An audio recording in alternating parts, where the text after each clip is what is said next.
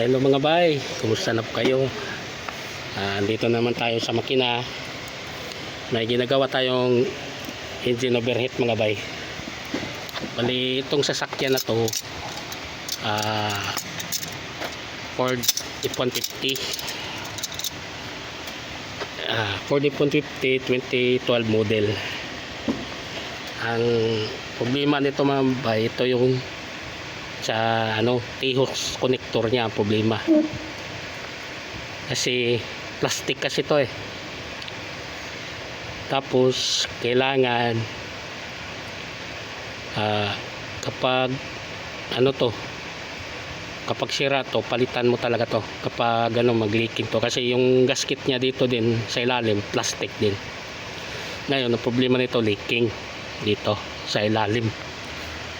Bali hindi ko na lang binidyohan, nakita ko na naman ito lang ang problema ng mga bay, yung T-hose connector. Pero idamay ko na to lahat, yung upper hose, itong upper hose to, tapos thermostat, tapos yung hose ng reservoir tank, ito papunta dito, tapos yung heater hose, itong dalawa damay ko na dito, pati yung oil cooler damay ko na din mga bay, kasi yung oil cooler nito sirahin.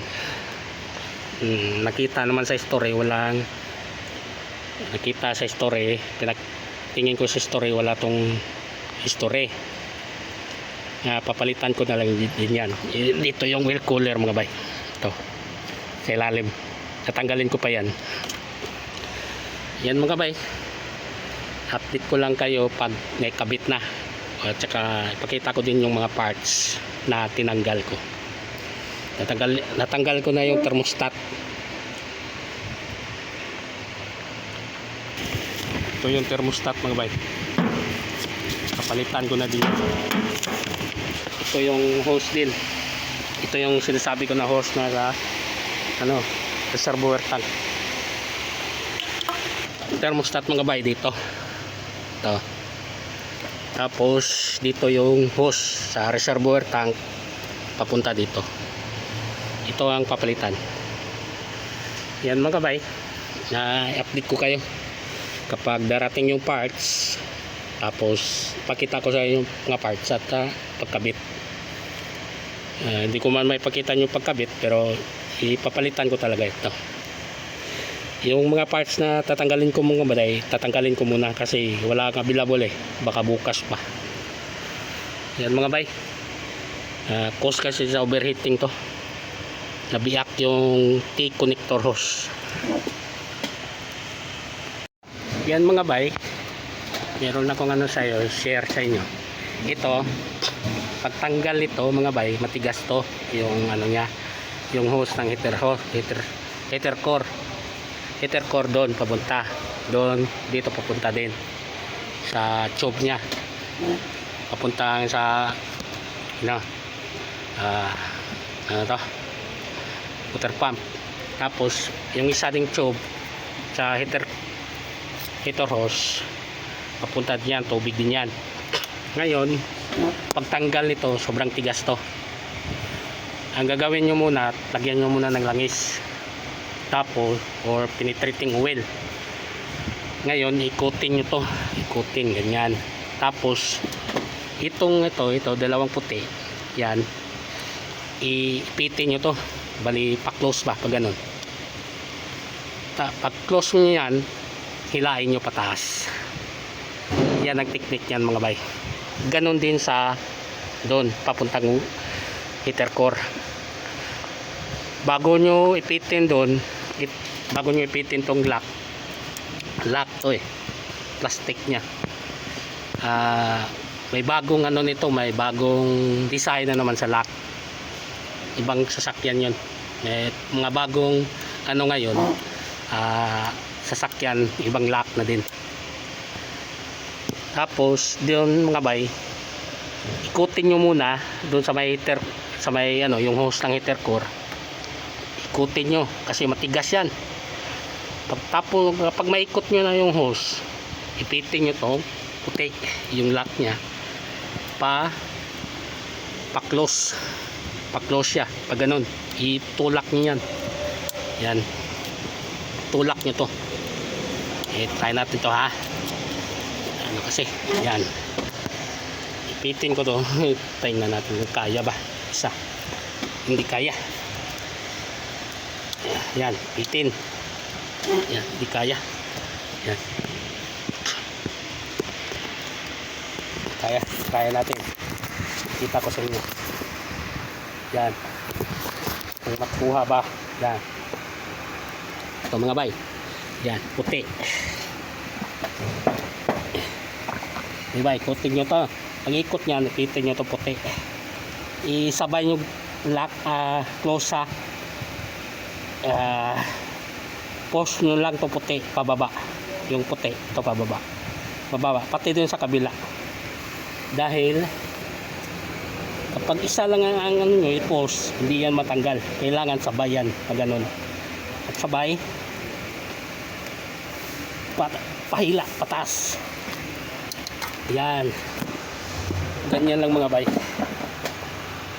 Ganun din sa heater for banda. Yan ang technique mga bay sa lock niyan. Yung iba din. Yan lang mga bay, mga i-share ko sa inyo.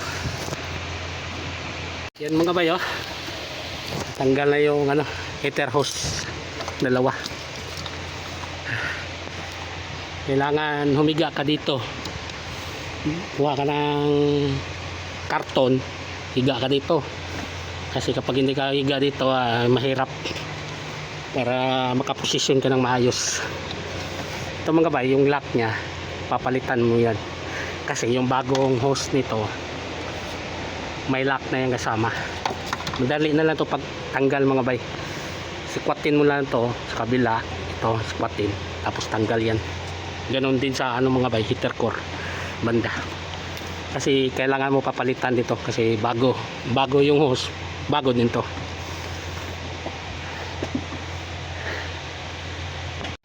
Yan mga bay, dire tayo magtanggal og oil cooler. Unahan na to pagtanggal tong oil filter, tapos hose, pagkatapos yung oil cooler na may tornilyo dyan na alin. Yan natin tatanggalin. Tapos tatanggalin din natin itong cover ito, kasi mauni nagdala na maano din na masira yung oil cooler, kasi mas marami itong yung mga buhangin nagano na dyan, bali nagpundo na ba lahat dyan yung buhangin dyan mga bay. Dyan natin tatanggalin.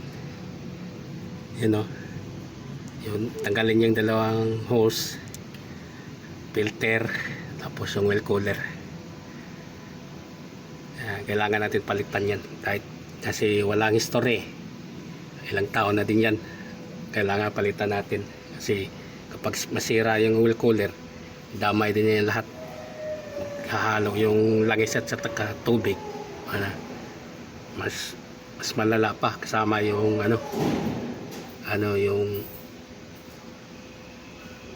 yung radiator. Tapos mag-drain ka pa, tapos dami, tapos papalit ka pa ng lahat ng hose. Yan mga bay, tatanggalin ko muna. Ang tools mga bay, ginagamit natin 14mm pangtanggal ng lock sa oil cooler. Yan mga bay, tinanggal ko na yung oil filter. Diyan ipasok sa butas yung alin. Yan, tanggalin ko muna mga bay. Ayan pong oil cooler mga bay. Yan, ito yung nya, tornilyo. Yan, alin yan, 14mm. Pasok mo lang dyan. dito isasabit yung filter. Yan. Yan mga bayo, daming ano yan, alikabok, buhangin. Yan. Yan, palaging takbo yan. Ano siya, palagi nahihit yung oil cooler. Palagi tumama. Yan, mag-cause siya ng maghalo yung langis at saka oil, langis at saka water. Yan, isinabay ko na lang ito pagpalit para isa na lang, para hindi pag susunod hindi na siya iwas tayo sa malaking gasto. Ito lang, ano lang to. Tapos kapag maghalo yung langis at saka tubig, dami na papalitan. Palit ka pa ng hose, mag radiator, palit ka pa ng thermostat, upper lower hose, mag drain ka pa sa heater core, tapos maglinis ka pa sa reservoir tank. Yan, dami. Kung hindi makaya glinis, magpalit ng reservoir tank. Ito na lang, papalitan na lang para isang parts ang papalit. Kung isang parts hindi papalitan, ito damay na lahat.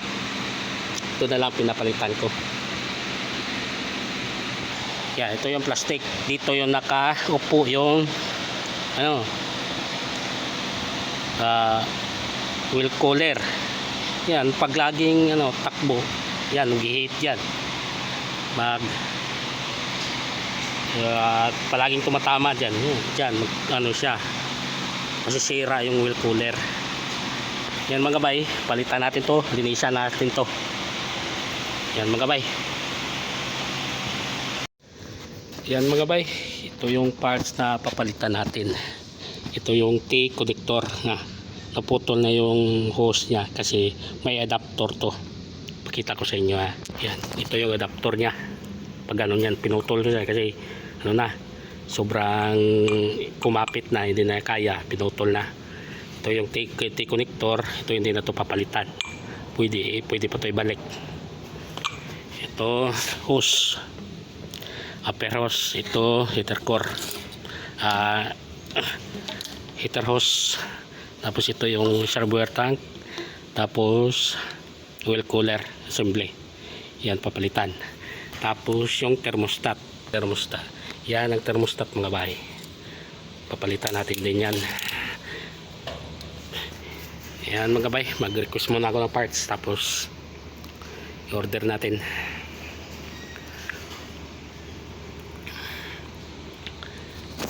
Yan, kasi kung ito lang papalitan mo, hindi ka magpalit ng hose, upper, useless lang din. Kung hindi ito mo ito isama pagpalit, useless this. Ngayon idinamay ko din tong heater hose kasi paminsan napuputol to kasi wala na to walang history. Kapag walang history, papalitan ko na yan para hindi na tayo magproblema. Tapos idinamay ko na din yung oil cooler dahil marami na akong na-encounter na sira na ganyan, na ito lang problema, nadadamay lahat yung mga hose, tapos yung radiator assembly at saka reservoir tank. Tapos magtanggal kabalik sa or papalitan mo yung water pump kasi sa ilalim ng water pump doon maraming doon oil gatas sa ilalim. Kailangan palitan mo din kasi yung o-ring doon masisira na din. Tapos yung sa heater core, linisan mo yung heater core. Yan lang problema, hindi ka mo papalitan. Nadamay na yan, papalitan na lang, damay na lang para isahan na lang pag request, para hindi masakit sa ulo, mahirap pabalik-balik yung trabaho. Yan lang mga bay, update ko kayo kapag darating yung mga parts tapos ikabit ko. Salamat sa panonood mga bay, hamping mo tanan.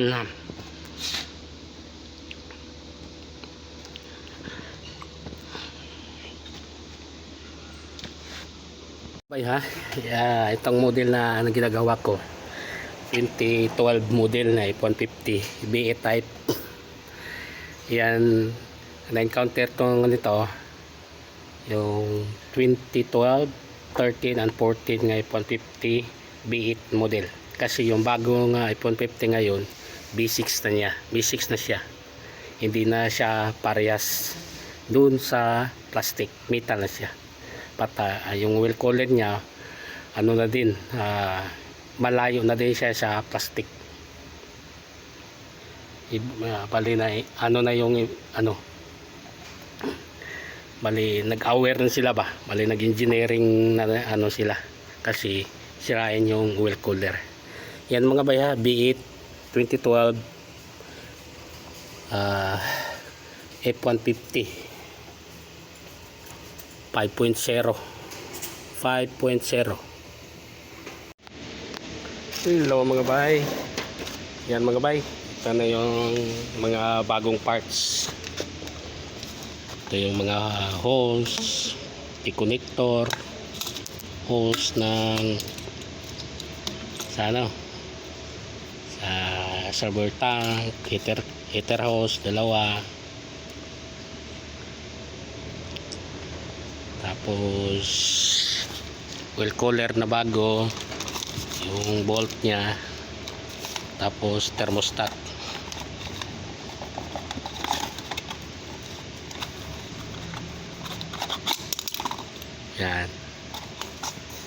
Yan mga bay, kompleto na to.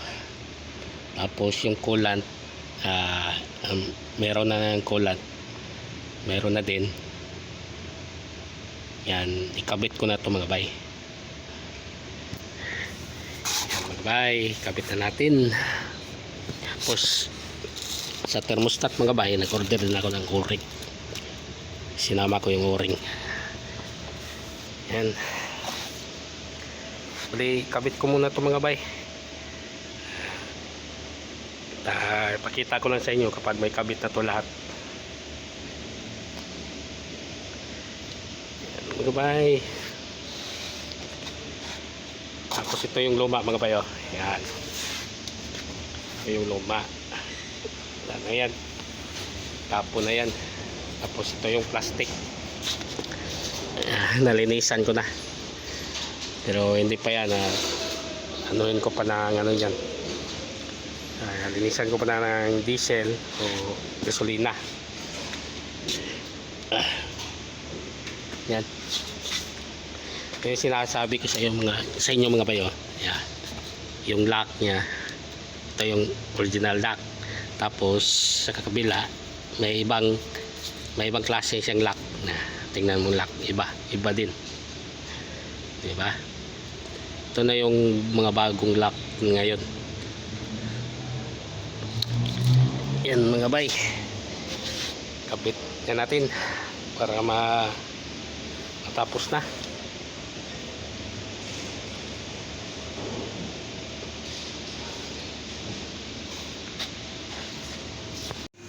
Yan mga bay, oh, naikabit na yung wheel cooler. Yung wheel cooler na yan mga bay, mayroon niyang o-ring ha. Hindi yan walang o-ring yan. Hindi ko lang napikita sa inyo. Yan, ikabit na yan, naipita na yan. Tapos yung ano, yun, oh, yan, ikabit na yung ano, heater, yung T-connector, hose din niya, yung thermostat na ikabit na din. Ayan mga bay, yung T-connector na ikabit na, yung hose, upper hose na ikabit na din, yung thermostat na ikabit na din sa ilalim. Tapos itong hose ng reservoir tank saka heater hose na ikabit na din. Yan mga bay, okay na to siya. Lagyan ko lang ng tubig, tapos pandarin ko.